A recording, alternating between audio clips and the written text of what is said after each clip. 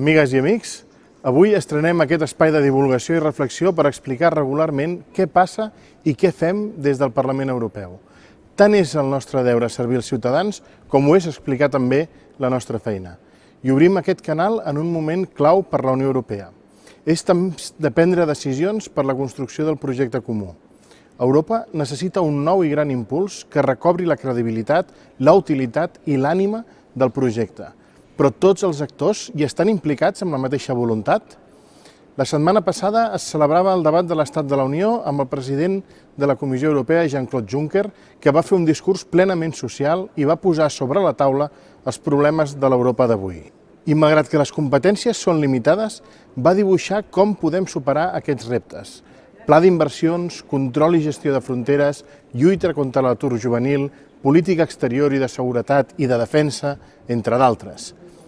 L'altra cara de la moneda és la cimera dels caps d'estat europeus a Bratislava d'aquest cap de setmana. Va ser profundament decebedor veure la manca de voluntat política que tenen els dirigents dels estats. I per molt que reconeguin la situació crítica, es constata una nul·la unitat d'acció per reconstruir el projecte europeu. Contrasta aquest discurs de voluntarisme sense acció dels estats amb el discurs propositiu del govern europeu. Els ciutadans esperen de nosaltres solucions, i moltes d'elles passen perquè els estats assumeixin la seva responsabilitat amb el projecte europeu i passin a l'acció. Només així podrem construir una Europa sòlida, cohesionada i de futur. Una Europa amb ànima. De tot això i de més n'anirem parlant en aquest espai.